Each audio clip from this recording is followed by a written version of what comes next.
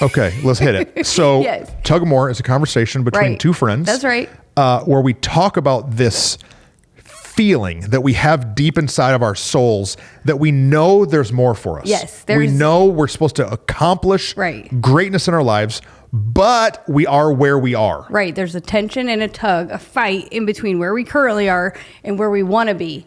And if we don't really navigate it well, then it turns into a whole lot of chaos. Yeah. But we can tug and get there.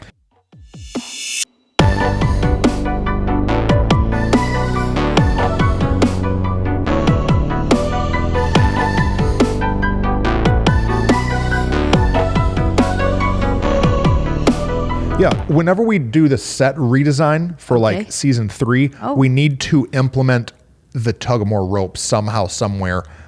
But I know that rope can give us that like country western vibe. So like, let's figure out how to do non-country western. Maybe we get a mini tug of war rope. We just can tug. That's cool. I don't know.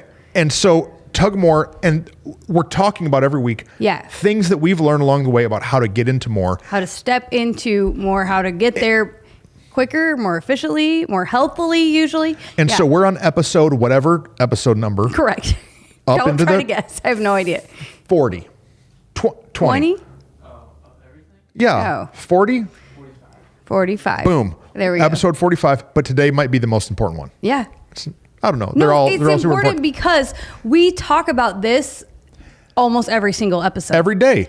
Yeah. The idea of that if you feel the tug of war, you can't go alone. Right. You cannot step into more by yourself. That's right. Nope. Listen, Neil Armstrong walked on the moon, one small step for man, one giant leap for mankind. Dude did not do it by himself. Well, and if you do it by yourself. Michael Jordan had to have Scotty. Right. But if you do get somewhere by yourself, you're not going to stay there very long. Right. Because being alone in it is not very fun. Yeah. It doesn't help your life, and you can't maintain it. No, it's true. You can't do it alone. No. And not just like you have a friend. You know, I'll talk to people and they'll be like, yeah, I have a friend. We were in each other's weddings. We went to high school together. And I'm like, cool. When's the last time you cried with them? Right. When's the last time you actually had a real conversation? When's the last time you laughed so hard your side hurt? Right. Like, yeah, when's the last time you got emotionally naked with that person? No, it's true. Then they're not really your BFF. They're really not with you in the journey. Well, we're pastors, so like our context is the Bible. Like that's kind of our manual for life. And it clearly tells us that 2 are better than 1 because they get a better return on their investment. That like you're going to get more in life. You're going to accomplish more in life if you do it side by side with somebody else rather than try to do it on your own. And so, I think there's this misconception so often, what you just said, the people that we're in proximity to, those are not necessarily your people. Right. You have to be intentional to actually go through life with other people. We all have friends. Right. But some of our people that, for me, in my life, that I called friends were simply my friends because of like scheduling, converging schedules. Yeah. Scheduling circumstances. That because we worked together, because somebody else hired them and they were now in an office next to me, I called them my friend. Yeah. But that doesn't mean that they actually are. Right. No, it's good. You can't go alone. No, let's talk about the idea that like we've heard the phrase a bunch that like it's lonely at the top. And we always say, it's lonely at the top, but only unless you bring someone along with you. Yeah. But let's talk about like as you step into more, there's more hurdles to accomplish. There's more things that you're going to face. And loneliness is a great like attack against your more. Like being alone in what you're doing. We talked recently about paving a new path. If you're paving a new path all by yourself, it gets real easy to quit because no one else is doing what you're doing and you're doing it by yourself. That's exhausting. For sure. Yeah.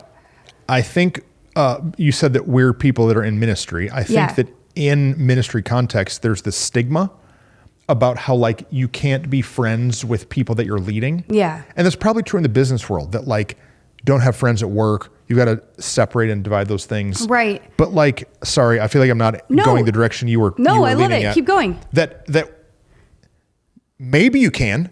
Right. I was like, say, maybe you can't. There's right a bunch of misconception, I think, about it. But maybe you can. Yeah. Our families are best friends. Yeah. But we didn't start that way. It's not like, it's not like day one. Right. We're like, okay, all of our intimate details, go, cry, laugh.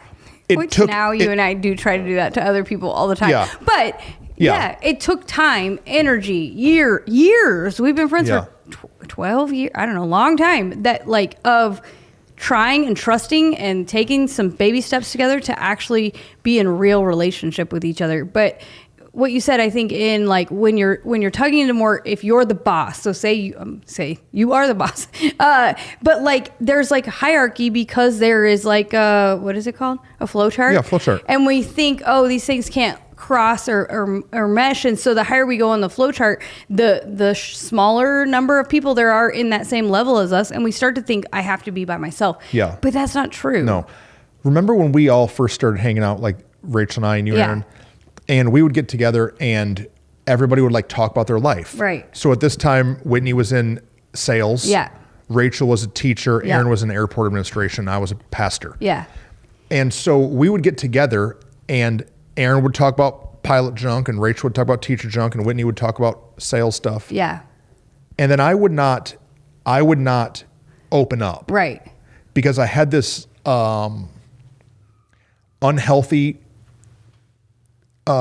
propaganda that had been poured into my brain over years that you cannot open up with people in your church. Right. Because what if they turn on you? Yeah. Or what if they know you're a human? Or what if you say something that is honest and in some construed way is dishonoring of somebody else? Right.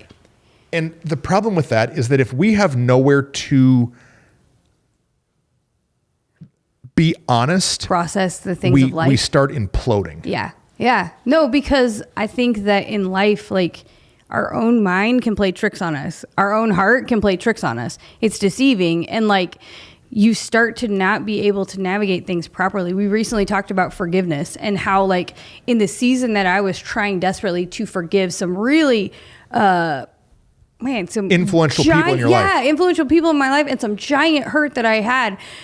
If I would not have had y'all in my life to help me process it properly, I wouldn't have stepped into the conversation I was going to have to help kind of process some forgiveness.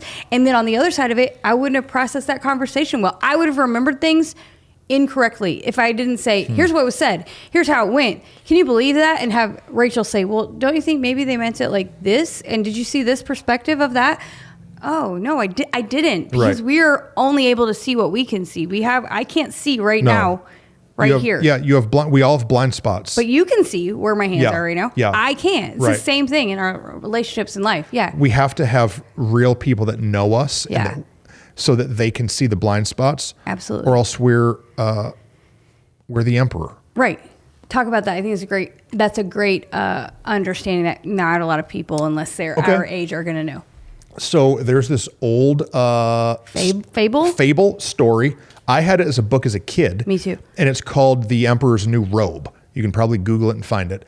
And it's the story of an emperor, and he wants to get a new custom robe made for a parade that he's throwing. Yeah. And so all of the robe makers from the surrounding areas come in and they present these beautiful robes, gold and purple and silver, and they're super cool. Yeah.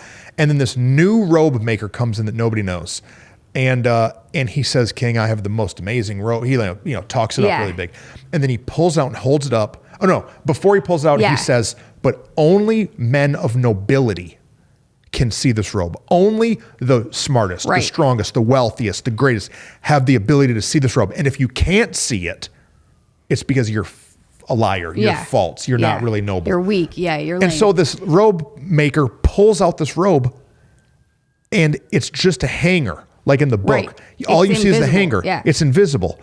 But because everybody around the emperor wants the emperor to think kindly of them, they pretend like it's an amazing robe. Yeah. And so they're like, ooh, it's so amazing, King. And the king, he can't see it.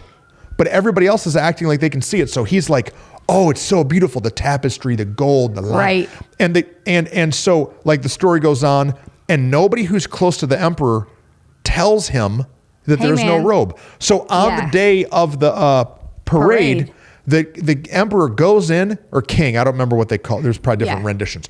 The king puts on the robe, and everyone's talking about how amazing it is. And then he walks down the street of his city completely naked. Yeah. And as a little kid, it was funny. As a little kid, you see someone's butt and you're like, oh, butt. And so in the book, it shows like the backside of the emperor's butt. Yeah. And everybody's like laughing at the emperor. Right.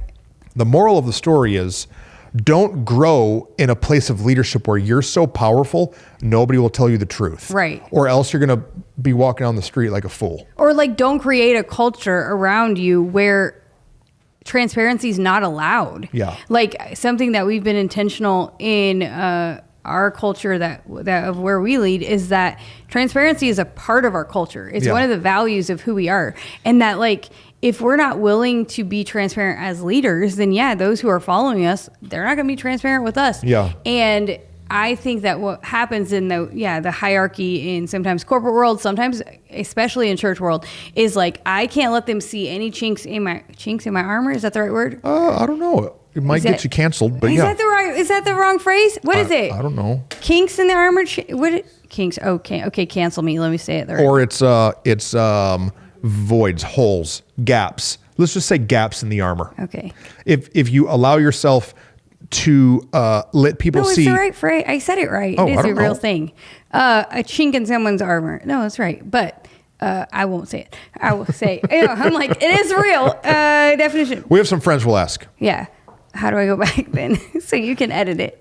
No, I don't think we have to edit it. Do you want to edit it? We might now. Now we might edit Now at this point, we might have to edit. I don't know. If you as a leader, we're so afraid that if anybody sees any like dent or ding in our armor, that we're no longer the warrior that we're projecting that we will be. Yeah. But the truth is we're all just humans doing our very best. We talked about it in forgiveness. Like, I'm just a lady. You're just a dude. Like, we're just trying to lead the best that we can. And so there's this misconception that like nobody can understand what I'm going through. Well, they may not be able to understand exactly what you're going through, but they're human and they've had struggles. They've had stress. They've had things. And so like, if we don't allow others in, we're going to end up walking around naked, looking like a fool, making decisions we shouldn't make, having conversations we shouldn't have because we only can see what we can see. I'm nervous to talk about this one a little bit.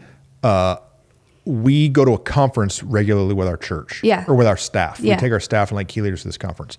And over the years, this conference has like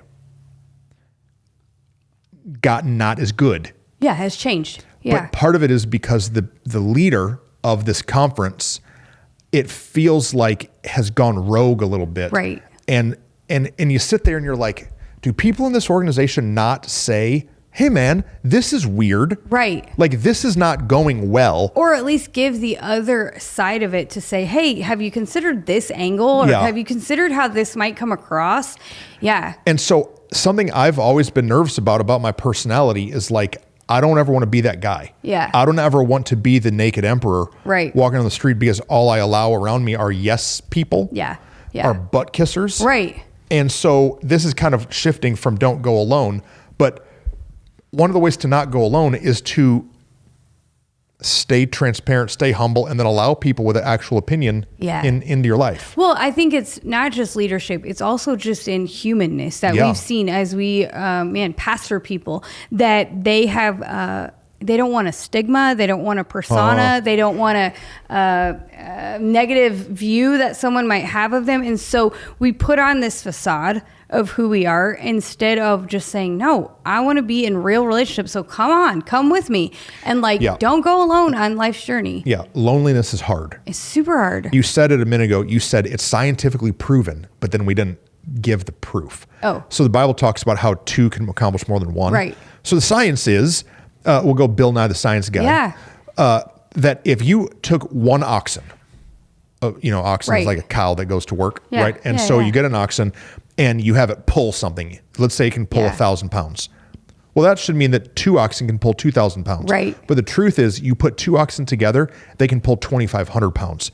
There's exponential power because there's two of them. Absolutely. There's increase because where one is weak, the other can be strong. Yeah. And so in our tug of more, if we want to do everything, if we want to be the only employee, the only person who's doing stuff, there's other people out there that are better at it than you. Yeah. Could I, Truston Baba, make my own podcast? Yes. Yeah. I have the ability to buy a camera and a computer. Right. I could learn some form of editing. Yeah.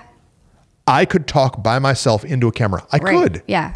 But would it be as good as it is with the team? Right. Not at all. Right. I could pastor a church by myself. Yeah. I could, but I don't think it would grow to over. Right. I was going to say, but there's a lid and a level that it hits that then it can't go past. And I think, man, so often people get stuck in thinking that. And something you said just now made me think, like, we're not talking about don't go it alone, so get married and have a spouse that goes with you. No, because once you're married, you're one. Right. Yeah. I know. And your spouse isn't your employee. Right. I know so many people who have this like misconception of like, well, yeah, I have someone in my life. They can speak into me. They're holding me accountable. And I'm like, yeah, but you cannot, like, where you lie in bed, like this is not going to work. They're going to give you their version and their slant to it, or it's going to cause tension in your marriage or whatever. And no, you need other people that can speak clearly and truly into you and into your life. Why do you think people are so afraid other than the facade? I think people are afraid for a bunch of reasons. I think that because they've been hurt before, like because they had a friend once that they were like, this is my ride or die. We're going to be close forever. And then something exploded and fell apart and that hurt so bad that they're like, I'm never going to let anybody else in. It's really good. I actually went not long ago, last spring, and was at another church in another side of the country with some friends of ours who have led a church. And in their first year of planning their church, they got really hurt by someone on their team. And we were having dinner and they said to me, you know, we've learned that we're just not going to be friends with people we work with. And I was like, in the moment, like, and so I finally was like, hey, I just want to challenge you on something. Like, I think you just got hurt real bad. Yeah. I think that, like, don't write a rule for the rest of your life because of one bad experience. Right now, you're still an open wound of the situation. It's kind of still actively hurting you. So hold on. And yeah, what you just said, let's not make a permanent life rule based on some temporary right now circumstances. I've been in a car accident before. Right. I've been driving and someone hit me. Yeah. That doesn't mean I'm never going to drive again. No, right. But like relationally, we have a car accident somewhere. And then we make these rules that we will not be friends with people at work or in our church or whatever. So I think that we avoid deep friendship because of previous hurt. But there's another one. You said at the beginning, it's lonely at the top unless you take someone with you. Yeah. And so for me, a insecurity that I battle and something that we've talked about a bunch is that there are people at Living Church that like Whitney more than me. But there are people living in church like you more than they like me. Yeah, there is. No, I'm just kidding. And so like the insecurity in that is that if I bring her along, I open myself up for potential hurt. Yep. Because now that she has access, now that Aaron has access to me, they could say things about me. Yeah. They could gain more popularity than me. Whitney, guess what? Travels and preaches more than me sometimes. Certain seasons. And so I think that like our insecurities, it's happened to me, man. I had leaders that I followed that pushed me down to not have opportunities because they just were insecure. But that's a poverty mindset. Absolutely. My thought is, the more I can help elevate the people around me, the better it is for me. Yeah. No, if I can just get over my own insecurity. No, we talk about it with our team that like if we can work ourselves out of the job that we do, then we'll always have a job because it'll free us up to do more. And I think we only sometimes see that in like tasks and like things that we're teaching people how to do. But the truth is, if we will bring others alongside, the reason I am a communicator that I am now, there are already gifts in me. There are already things in me that God had already placed. But you were the one that said, hey, come alongside me. Let me teach you. Let me show you how. Let me develop and foster some things in you. You didn't have to do that. Let me work to make you better. Yeah, you didn't have to do that. But because you were like, I don't want to go by myself. Even Aaron and Rachel, like when we first started leading the church, they were not as comfortable on a microphone. They were not as comfortable leading a meeting or in some of those moments. And like we made a decision, like I would much rather them stumble for a few weeks and get comfortable in their own skin so that they're on the journey with us. Like once we decided, hey, we're doing this, let's all do it together. Yeah. And it's so much more fun. Yes. Do you know how much more like lame that would be if you were the only one who ever could communicate at all, and the three of us were just sitting there like, yeah, you go lead the meeting, go lead this moment, go. Now we're able to divide and conquer. We're able to be in more places at once. We're able to have fun together in moments that, like, it makes everything sweeter. Yeah. But the fear is it will steal. It will steal from you. It will steal from glory, fame. Yeah. I think in business world, it will steal from my accomplishments in my role that I get, maybe my position that I'm trying to fight for, my promotion, whatever. But the Bible tells us that promotion comes from above. It comes from God, not from man. And if we'll trust that, that's what I believe for you, that there's been so much blessing in your life because of your willingness to honor and to promote, because you're saying, hey, God, I trust you for that, not myself. Yeah. No, it's great. There's another reason that I think people are afraid, and I don't know how to put words to it all the way. So we can work out how to do that. Yeah. I think that sometimes in businesses or in churches that people are afraid to get into deep relationship because like they're afraid to talk bad or to be a gossip or to be negative. So like for 15 years, I wasn't the lead guy. Right. I was a guy on the team. Yeah. And so it felt like the culture that I was in, at a couple three different churches, all had this same vibe.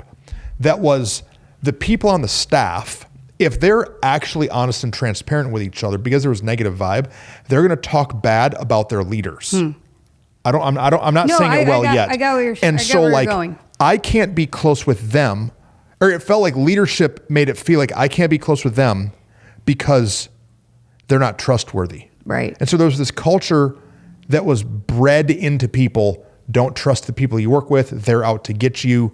Right. It came from the top. And anything you say can and will be used against you in a court of law. Yeah. And I'm not explaining it very well. No, I get what you're saying. What I think we've done different, maybe I can say it this way and we can go from there, is like in our culture, what we've tried really hard to build and to work on is a peer accountability. That keeps each other accountable for, ourselves, but then a transparency that says, here's where I'm struggling in maybe my relationships, my dynamics, my pieces, where it's possible to share a circumstance that you're facing and still speak honoring about those you're facing it with. Yeah. It's possible to navigate, hey, like for us in our context, we're friends, but then we're also, we have families. And so it's possible, what we've learned, it's possible for Aaron and I to process what we're walking through with our kids to y'all, without you dishonoring our kids, without us being dishonoring about our kids. And I think that what we've learned how to do is, I don't know how to put words to it, is to teach our team that that's possible too. So like I've told you times when Easton read my car, you did not think negatively about him when I'm like saying, oh man, I'm frustrated. How do I help? How do I actually communicate properly to him in this moment? Yeah. Because he actually did this thing to my car. Oh man. And I think what you're trying to say is, if somebody instead went and said, hey, the boss brought me in and I feel ticked because I feel unjustified in what they're doing, and you could then say, or the other person could then say, actually, did you see this side of it? What about how you responded here? Yeah. But the fear is they're dishonoring to their boss, right? Is that what you're kind of saying? Yeah, kind of. Yeah, all of it? I don't know. No, it's a conversation that we're still learning and navigating.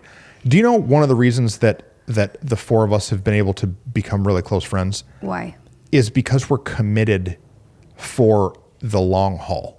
No, that's true. So like if you're somewhere and you're like, meh, like I meet a lot of people that are like, yeah, I might be here for 2 or 3 years.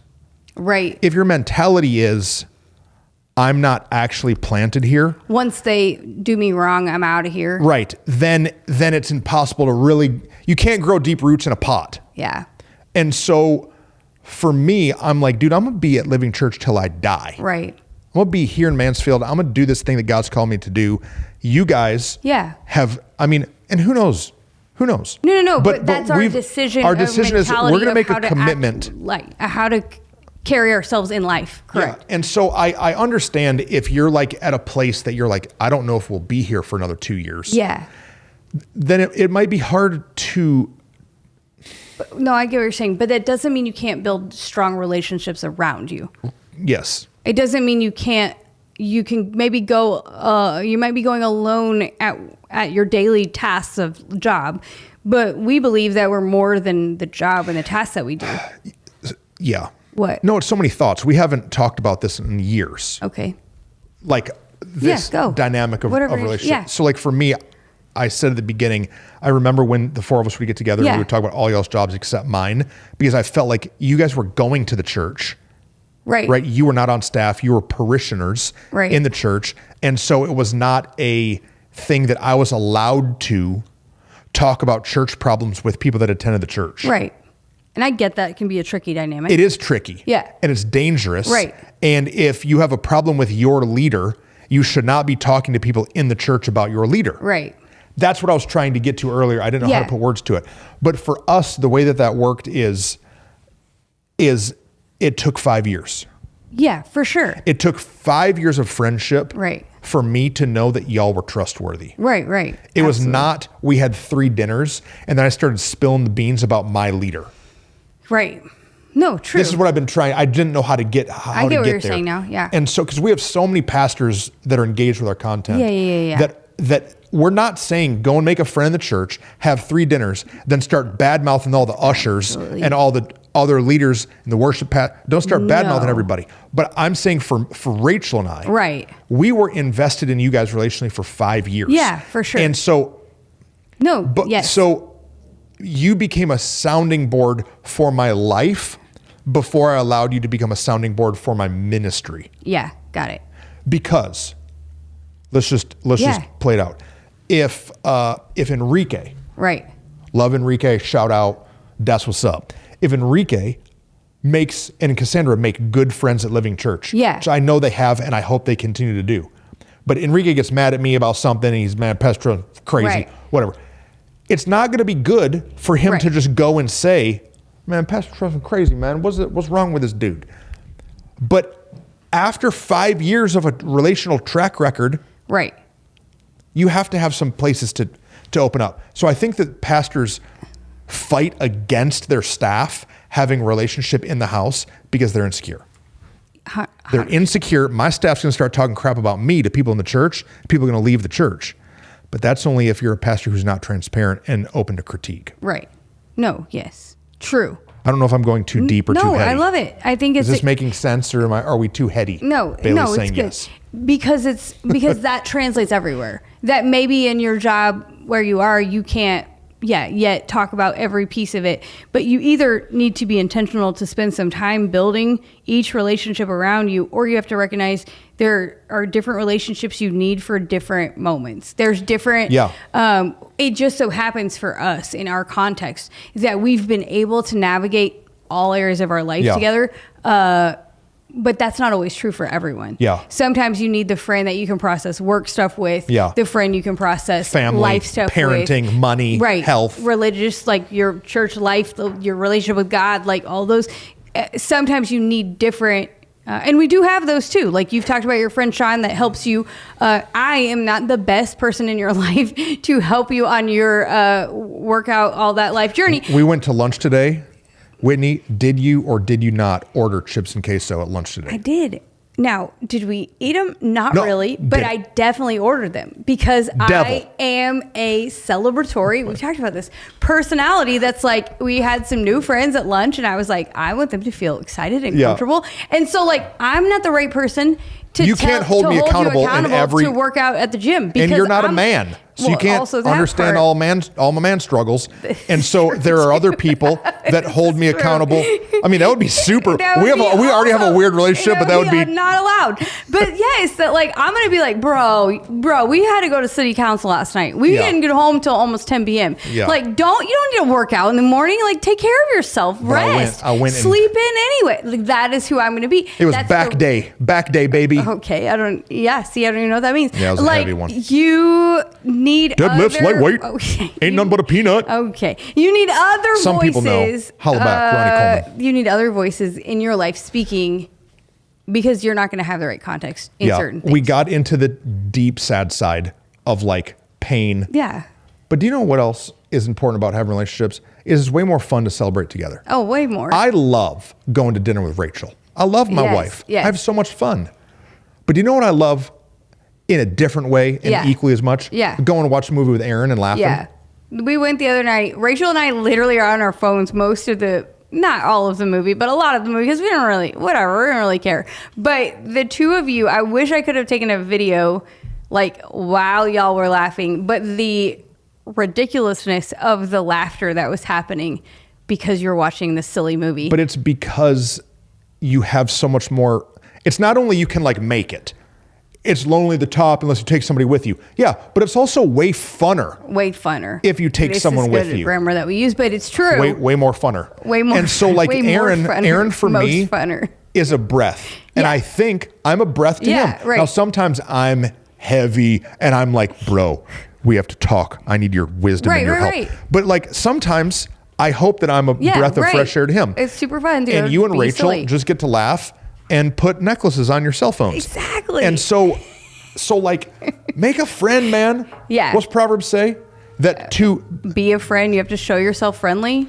To be a friend, you must show yourself friendly. You walk around with bitter face like you got a lemon in your mouth all the time. You ain't going to make no friends. No. You got a bad attitude, or if you're so aggressively tugging into more that you can't ever smile, this is my problem. Work mode, man. If I'm in constant work mode, then I can't ever smile. Yeah. You know. So like have fun. No, that's really good. Go do something not productive. Yeah. Go watch a movie that's going to make you laugh. Even if your church found out you watched it, you would be embarrassed and lie that you went. And you know what I think is... You would lie. No, I did not see that movie. Oh, okay. I'm so scared if he keeps talking, he's going to actually say what movie it was. Just kidding. But the other part about... Tangled. There's no rule. Tangled. Tangled. Me and Aaron went and saw Tangled. And they Relax. just laughed. So what? At the little snowman. That's Frozen. Oh, dang it. You're right. I now feel real dumb. Anyway. You're not dumb. You were chosen and highly favored. That's right. I'm very smart. What were we saying? Oh, no. What's the word we used in the last podcast that I want to start using that Ernest P. World uses? Oh. What's the word that you use that you fallible and then erroneous? Erroneous. It's erroneous. What does that mean? It doesn't matter? Doesn't matter. It's ridiculous. So what my point was this. Yes, help us, please. They don't have to be... Here's the other part. There's not rules to it. Like, there's rules to it, but there's not rules to it. Rachel and I are like vastly different in life, and yet we super work. So when we first met, like I had kids, she had no kids. I was working like part-time-ish because I had my kids. She had a full-time job as a teacher. There was like lots of reasons why if we would have met each other in the moment, or when we met each other in that moment, we could have said like, this is not really going to work. Oh, yeah. Like we could have easily like, our schedules were different, like all that Aaron, we were like dismissed each other. Aaron and I should be enemies. Correct. Mortal enemies. Because we are both conquerors. Alpha. And so like if me and Aaron went to high school together, we would have either been best friends. Right. Or like built crews against each other and battled each other. Right. But like, you know why me and Aaron can be good friends? Because he's a man of humility. Yeah, because you have humble hearts, right? Yeah. But I think like so often we put like these rules to like, I'm looking for, like we put out like a personal ad in our mind of the friend we're looking for. Yeah. And that's why it's so hard to find a friend because they don't check all the boxes. And that's not what it is. It's more about a common understanding of like life and foundation of like we're building the same type of future. Our goal is to end up in the same type of place in the end. Okay, so somebody's watching and they don't have friends. Yeah. They're lonely. They've tried. They don't know how. Yeah, they just have to keep trying. What do? They have to keep trying. Like if you're single and you are single and you want to get married, do you know what you need to do? What? Go on a date. Right. And so like if you're married and you're looking for a couple to be friends with, go ask some people out to dinner, man. Rachel told me to watch the new movie Marry Me on think it's on like the Peacock channel or something. It's J-Lo. Yeah. Wait, what? No, I'm laughing. Rachel has gotten emotionally healthy. Yeah, she used to never love. No, Rachel hated chick flicks. Right now, but now she got all emotional healthy, and she took all her walls down and stuff. And now she she took all her walls down. No, I'm saying, and now she likes chick flicks and bought a dog and like. Who's this lady? Yeah. Right. So it's amazing what getting actually emotionally healthy will give you access to. So she told me to watch it. So we watched it actually last night with McKinley and her friend Kaden and Aaron and I. So her friend Kaden. Yes, her friend Kaden. Hey, she's only 16. We're not trying to say anything other than friends. And so I'm sure the guys loved watching it, but we're watching it. Yeah, it had J-Lo in it. Right. Hello. That's true. Does she have that green dress on at any point in the movie? Kind of, but it was white. But yes, and J-Lo has this thing about her where she, no matter what movie she's in, like, and again, rom-coms are basically all the same movie. She always says like, I've heard it said, or, somebody once said, but she did say something smart. She said, not that she doesn't, whatever. I love J-Lo. She says lots of smart things. She said, if you want something different, you have to do something different. And that was a long way around, but I was just trying to bring, like, Rachel told me to watch this movie. It was great. Yeah. If you want something different, you got to do something different. And I think, like, we just don't want to do something different. Yeah. And so, like, if you've been in, like, I've heard people be like, I've gone to that life group 8 times and they are not my people, that I can't get them to connect with me. Cool. Go to a different life group. Like, oh, I've tried to, like, hang out with this certain circle and, there's just not really, I tried with this girl and then that. Okay, cool. Find a different circle. Like, we have to be willing. The pastor won't have lunch with me every week. Yeah. So I can't go to that church. Right. I told a lady a couple weeks ago, I said, I'm never going to have lunch with you. You she was sound like, I know, like a savage, and that is. But I'm like, no, you're what? Vastly saying all of that out of context, but it's true. Like, you have to be willing to try. Take off the rules that you have in your own mind established. Pull down the walls that you've built around maybe certain types of people, like you just said. Yeah. Like, you and Aaron are similar personality. It would be easy to be like, I'm not going to be friends with that guy. I need someone opposite of me. That's not true. Like, when's the last time you went and had a meal with someone that you do not know? Right. If the answer, if you're lonely or you don't have like a good friend, and your answer to that question is a long time, change that. Yeah. Well, invite the season somebody we've out. been in is also like a huge piece of that. We have to identify, like, we've been in a season in our world where we've been isolated, where we've kind of like pulled back. Yeah. Have a Zoom call with someone. I'm saying, I'm with you. I'm saying move all that junk aside and like step out again, like try again. Like, maybe you lost a friend in the last season because either they had a hard time or you had a hard time, or just, Zooming didn't work for y'all. Like, now go find a new friend. Don't keep trying to have the same types of relationships that haven't worked for you. Recognize that's fine, that didn't work, and move on to something different. Yeah. So go just try, get a couple people, go on a couple friend dates to get to know each other, and then feel them out. Right. Don't say I love you on the first date. Yeah. Don't meet new people. You've been to a movie, you went to Chipotle, and then now you're telling them about how you have parent trauma. Right. Like take some wisdom in the do not say I love you. Right. This is Easton's biggest problem. Every girl he ever liked, always, shout out. I would sit down with him and be like, bro, don't tell her you love her. You don't even know what that is. But he does it because he just wants to pour his heart. I want to know what love is. You know what it is that he sees such wonderful, healthy marriages. All he wants is his Rachel. Around him. He just wants to find what Aaron and I and you and Rachel have. He said psych. He said psych. He's lying. That's not. Okay. So like, if you're looking for a good friend, we're not saying go and like dump all of your stuff that's terrifying. On them day one. No. But baby step it in. Yeah. And then see if they're trustworthy. Yeah. And what? I don't know. What? I had a pastor say to me, he said, yeah, but you guys are an anomaly. Oh yeah. But I strongly disagree with this person. He said, Truston, the Babas and the Barths I strongly disagree. Are an anomaly. Yeah. And in the moment, I didn't have a whole lot of words like to respond to him. Right. I do now. Yeah. Go. Well, no, if you have words, you can say it. But my whole thing with it is, what you said, 12 years, like it's taken a long time to get to where we are, but also like it's about a decision made to be vulnerable, to be willing to step in. And I'm like, no, if you can find two sets of people who are actually willing to say, here I am, like, no, it doesn't have to be. I don't know. You have more words because you've stewed about it a lot. But to me, I was so like, sad. I'm sad for you that you think that. And I see how in your life that could be the experience. And I understand that it might not work well because of one of the people in the dynamic who's not emotionally healthy, who's insecure or a punk or what was the word we used? Dirtbag. Like that's possible. Let's build the bullet point list of why we are what we are. So like I've got a few. Let me just hit you start some. and that'll help me know what you're going. We've went through trauma together. All four of us. We have similar goals.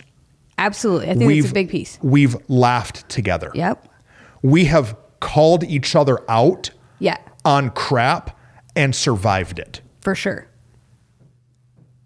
We stuck it out for years in relationship. Yeah, we have fought through weird seasons or heavy seasons or hard. We had empathy and grace and mercy for each other in times when one or the other were walking through whatever they were walking through. So like, we're an anomaly, but we're an anomaly that you can have. Right. If you will laugh and cry and be honest and confront the person and be afraid that you're going to lose the relationship. Yeah. Like if you'll do it for years, you will get past your insecurity.